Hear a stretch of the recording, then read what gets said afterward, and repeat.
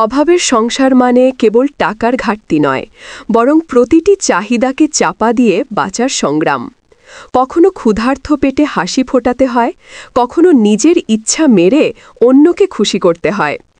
অভাব মানুষকে শিখিয়ে দেয় ধৈর্যের পাঠ এবং আল্লাহর উপর নির্ভর করার মহৎ শিক্ষা।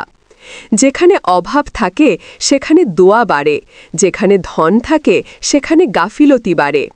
তাই অভাব একদিক দিয়ে আল্লাহর রহমতও বটে, কারণ এই অভাব মানুষকে বিনম্র করে রাখে। অভাবী সংসারেই বোঝা যায় আসল ভালোবাসার মূল্য। 2. সংসারে অভাব এলে মানুষকে ভেঙে দেয় না, বরং মানুষকে লড়াই শিখিয়ে তোলে শক্ত করে। ধনী হতে সবাই চায়, কিন্তু অভাবে ধৈর্য ধরা কঠিন। তবু যারা ধরে রাখে তারাই সফল হয় প্রকৃত জীবনে। অভাবী ঘরে ছোট্ট খাবারও হয় সুখের ভোজ, এক টুকরো রুটি ভাগ করেও পাওয়া যায় শান্তি। সচ্ছল ঘরে হয়তো হাসি জোর করে আসে, কিন্তু অভাবী ঘরে আসে হৃদয়ের গভীর হাসি। আল্লাহ অভাবের পরীক্ষা দেন ভালোবাসা যাচাই করতে, কারণ কষ্টের ভেতরেই পাওয়া যায় আসল শিক্ষা। অভাব হল ধৈর্যের নামাজ, সন্তুষ্টির পরীক্ষা। 3. অভাবী সংসার মানেই প্রতিদিনের নতুন যুদ্ধ। কখনো খাবার জোটে, কখনো খালি পেটে রাত যায়, কিন্তু সেই সংসারেই মায়ের দোয়া বেশি ঝরে। বাবার কপালে ঘামের দাগ গুনাহ মুছে দেয়। অভাব মানুষকে আরও নিকট করে, কারণ ধনী হলে হয়তো দোয়া কমে যেত।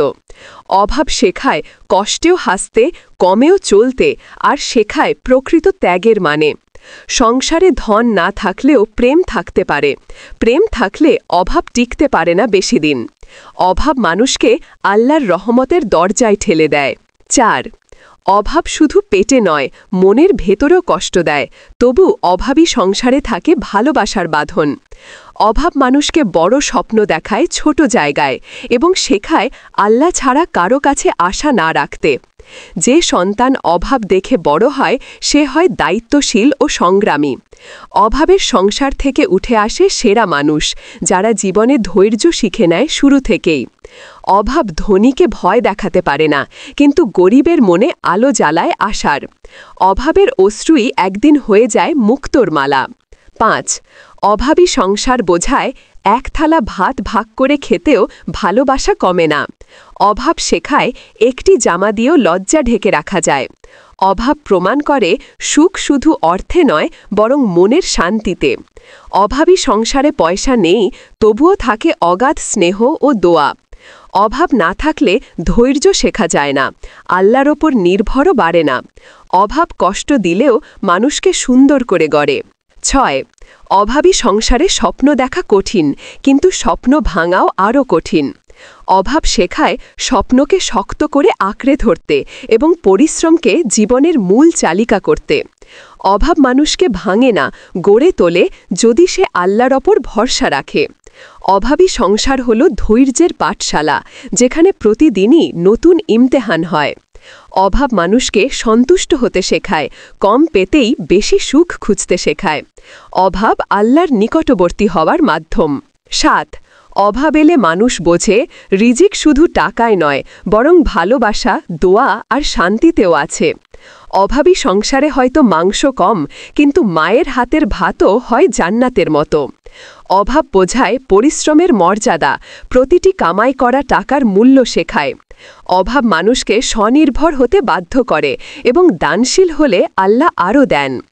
অভাবী সংসারে কষ্ট আছে, কিন্তু থাকে আসল সুখের স্বাদ।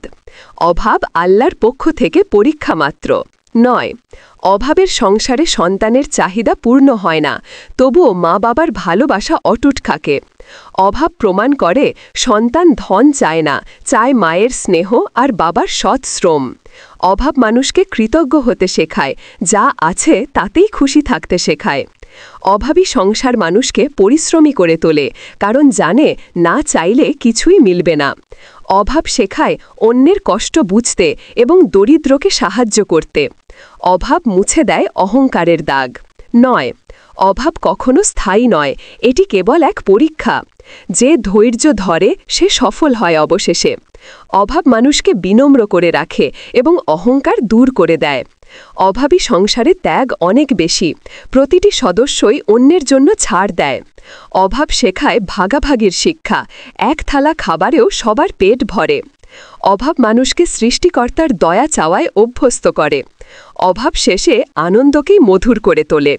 10. অভাব মানুষকে শিক্ষা দেয়, যা নেই তার জন্য অভিযোগ নয়, বরং যা আছে তার জন্য শুকরিয়া করা। অভাব বোঝায় অল্প দিয়েও অনেক কিছু করা যায়। অভাব মানুষকে বাস্তববাদী করে, ভবিষ্যৎ গড়তে প্রস্তুত করে। অভাবী সংসারেই বেড়ে ওঠে মহৎ চরিত্র, কারণ তারা জানে সংগ্রামের মূল্য। অভাব ধনীদের বুঝাতে পারে না, কিন্তু অভাবী মানুষ আল্লাহর দয়া বেশি অনুভব করে। অভাব আসলে হৃদয় গড়ার উপকরণ।